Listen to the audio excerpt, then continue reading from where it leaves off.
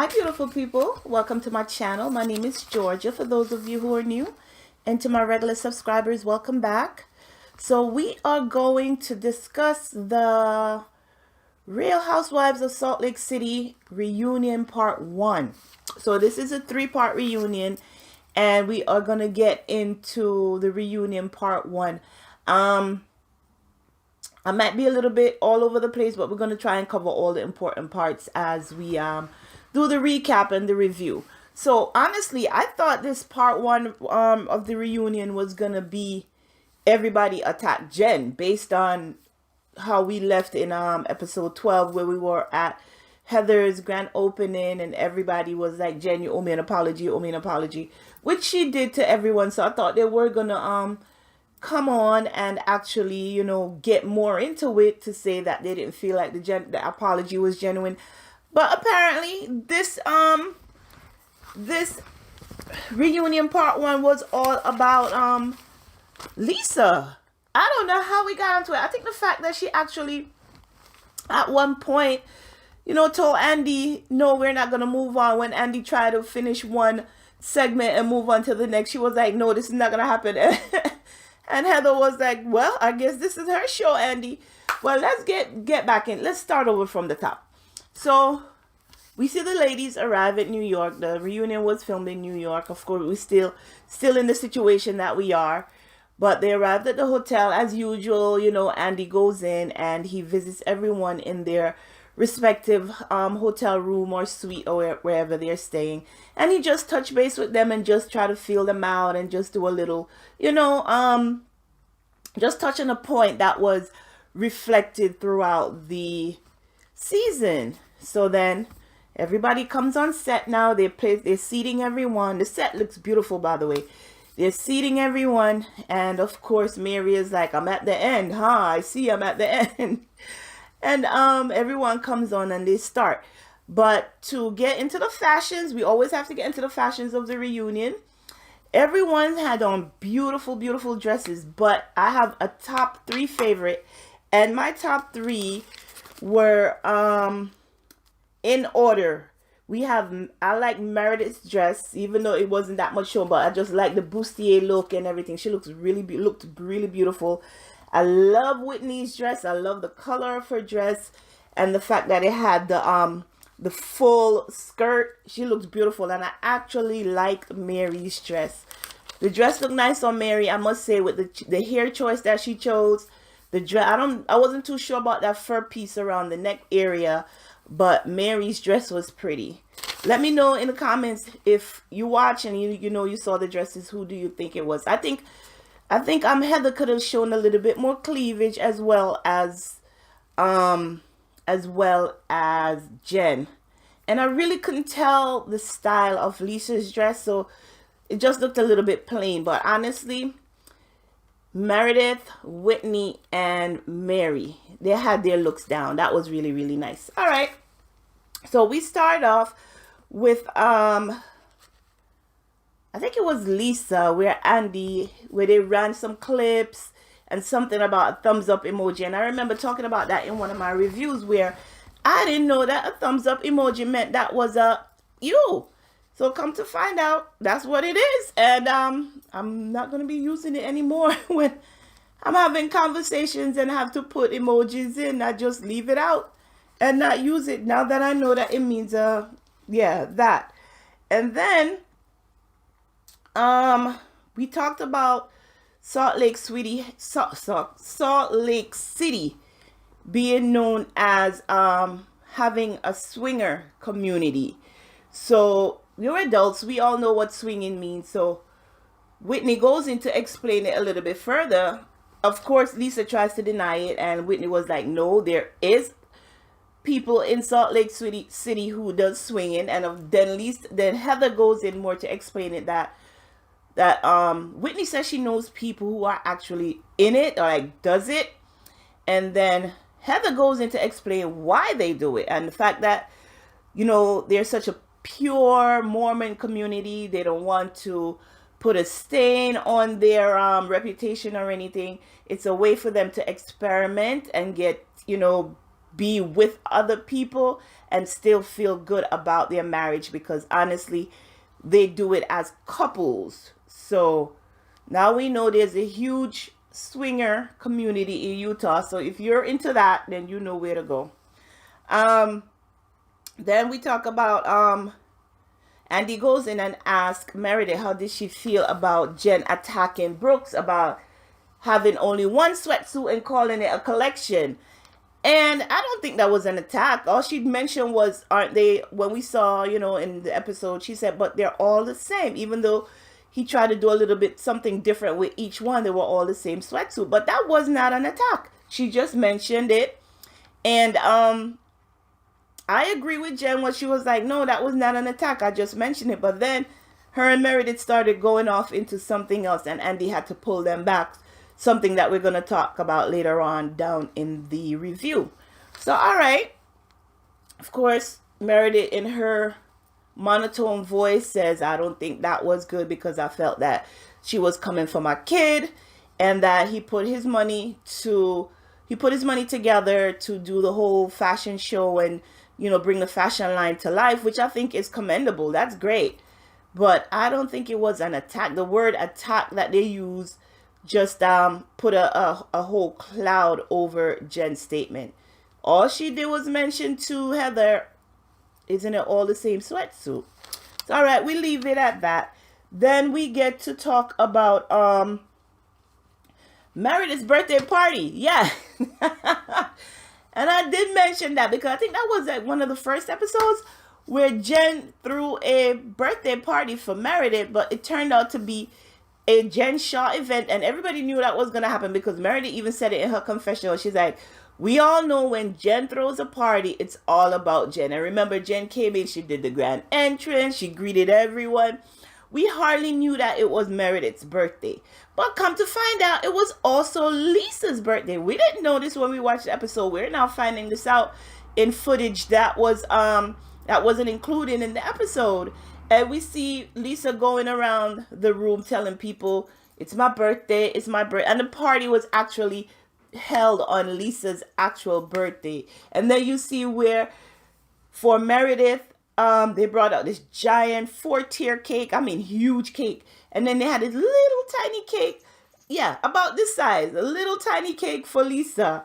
And I'm like, wow, we didn't even know it was Lisa's birthday. So at that same party, we also bring up where Heather felt that she was being, like Lisa was trying to shun her. And Lisa is saying that Heather was avoiding her. But I remember Heather was going out of her way to make sure she ran into Lisa. And Lisa kept dodging her or whatever. But now she put a spin on it when we get to the reunion to say that Heather was dodging her. And she didn't think that was right. She was trying to be Heather Trim. But from what we see, from what the producers showed us in the actual clips of that episode, Lisa was the one avoiding Heather. Now, if you watch the show and you remember that episode, drop down in the comments and let me know if you agree or disagree. Who was avoiding who at Meredith's birthday party? We leave it at that now. They went back and forth for a little while. And if you remember, what the problem between Heather and Lisa is that Lisa made the comment that she doesn't know Heather, but Heather has a reputation of being a good time girl. So Heather wanted to confront Lisa on that, but Lisa kept avoiding her, and I don't think they ever talked about it. So because of that, the whole season, there was not tension, but just they did not connect at all throughout the whole season. Hopefully season 2 will be a little bit better after we go through the reunion and see. Now we're talking about, for some reason, we get onto Mary's fashion choices because a viewer wrote in a question about that green dress that Mary wore to Meredith's party. And yes, the dress was not cute. Maybe if she had styled it a little bit different, maybe not with those thick opaque stockings, she might have done something different so we could see the style a little bit. But she just looked like she said, a green loofah. And Mary's response to the viewer was like, well, not everybody could fit in it. It's right off the runway, couture, right off the runway, meaning it's like it's a size 2 or 0 or something like that. And she liked her dress. So she was like, she could say whatever she wants. I like my dress, but that dress was not pretty. It was not cute. I'm sorry, Valentino. Even though, you know, you have the name behind it, not everything that these fashion people come up with look cute. Not because it has a name on it, that means you have to buy it and put it in your closet. But hopefully, like I said in my other reviews, in season 2, Mary, please get a stylist. You have beautiful pieces of clothes. You have gorgeous pieces. Get a stylist to help you put them together, girl. So when you come on camera, you look put together. And come to find out, back still on Mary, Mary didn't have a hairstylist in there. Now we know why her wigs looked that the way they did. She said she didn't have someone to help her do her hair. Her stylist was busy. They don't have any black salons in Utah. And she just bought wigs and put them on her head and styled them the best way she knew how. So if you are a stylist or a hairstylist looking to relocate to an area where you know you'll definitely get business, Salt Lake City, Utah is where you need to be. You have Mary, you have her whole congregation. Just make sure you're able to do natural hair as well as weaves and style wig. Just make sure you're all around versatile person. I'm sure there's a lot of black people within Salt Lake City, Utah who could use your help, and make sure you could do other people's hair as well, if you know what I mean. Just make sure that you're good and you could stand the I don't know how cold it gets there. Maybe you could stand the winters in Salt Lake City, Utah. But if you're looking to relocate and start over, that's an area to consider. All right. So now, after everybody went back and forth with Lisa, now we finally get to Jen. And it seemed like Andy spent a lot of time on Jen's situation, I would say, or Jen's life. The fact that she gets angry so easily, like she has these personalities that's up and down. We show where she had the conversation with Sharif about him not coming to her or helping her to lay her dad to rest, and she let him know how she feel, and he asked her why she's drinking, and she says she's self-medicating. So I think there were in my opinion, it was being alluded to that Jen is a drunk.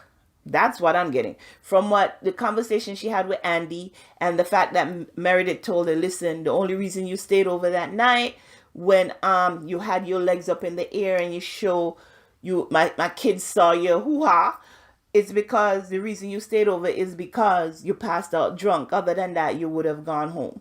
So from what I'm getting with this little piece that was talked about in this episode, in this reunion part 1, they're saying that Jen is drunk. Now, Andy goes in to ask her, she's like, why were you having such a hard time kind of connecting with your husband? Because from what we see, he is a reasonable person. He has a level and a cool head about him, and he tries his best to communicate with you. So why was it so hard? And Jen really didn't have an answer for us. And another question that was asked is exactly what does Jen do? And I've been asking that from episode 1.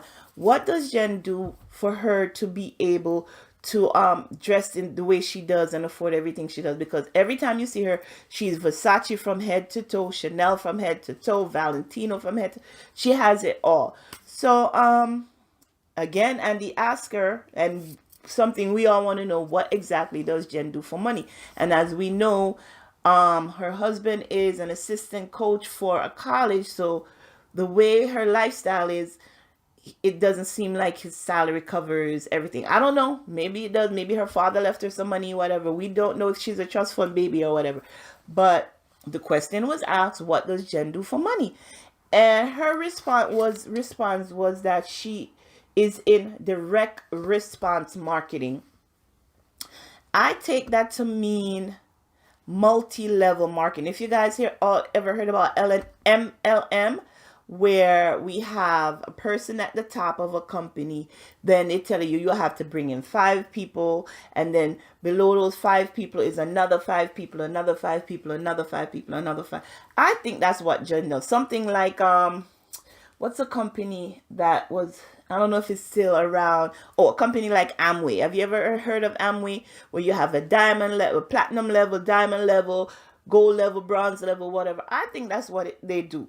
And if it's not that, then I'm assuming from her say direct response marketing. I'm thinking this company that she's with is one of those companies that gather your email address and then sell it to other companies so that they could market to you.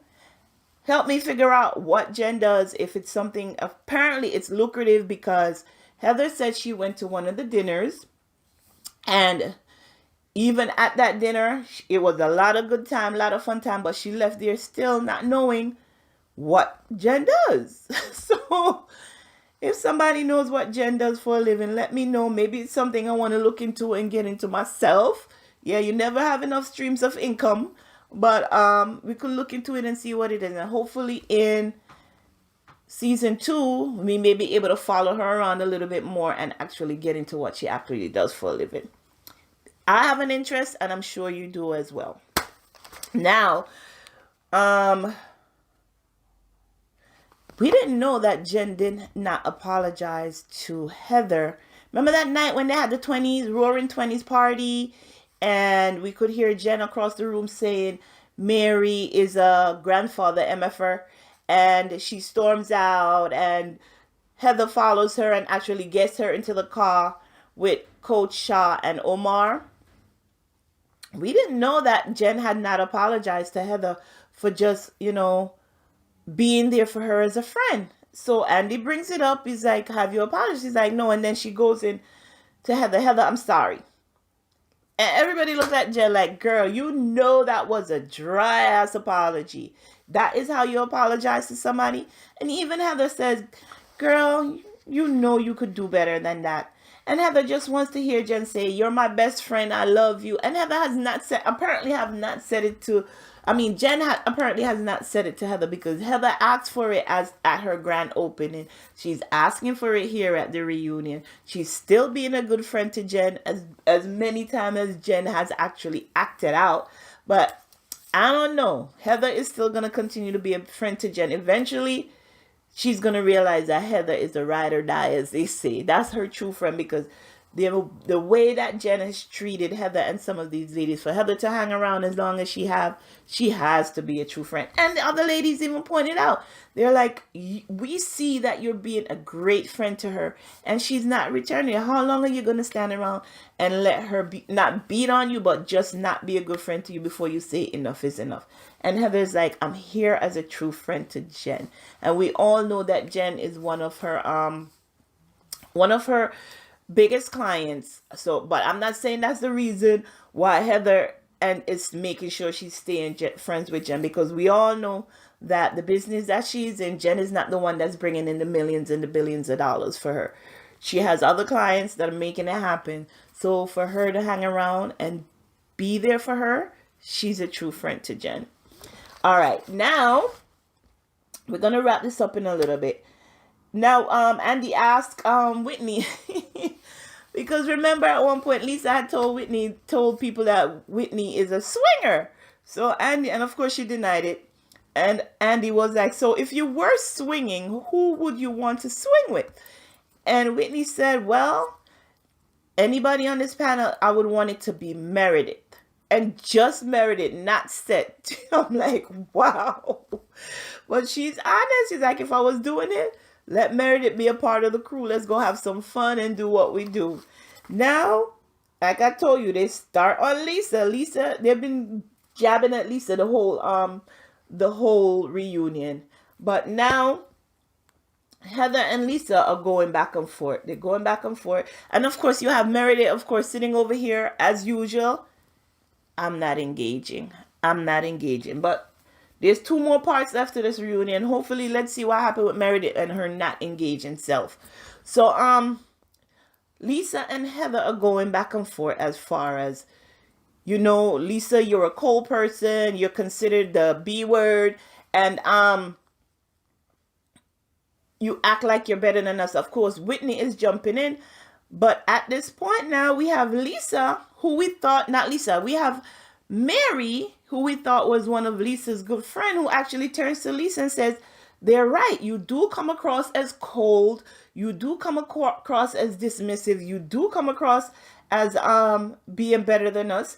And Lisa was like, well, then you're misinterpreting what you're seeing, because I consider myself to be super confident, and it's gotten me far in life. My entire family is like that. And you know, Mary herself, she's always like, don't put your hand in my face. So Mary is like, don't talk to me with the hands. And Lisa was like, listen, I'm from New York. That's what we do. She's like, you've been living in Utah for 20 years. She's like, well, it's never going to come out of me. I'm from New York. This is what we do. We talk with our hands. Is that a New York thing? I didn't know that. Because when I look back at my videos from when I'm doing my video, I see myself, my hand is going wherever. And I'm from New York. But I didn't know that was a New York thing. I thought it was just a personal thing.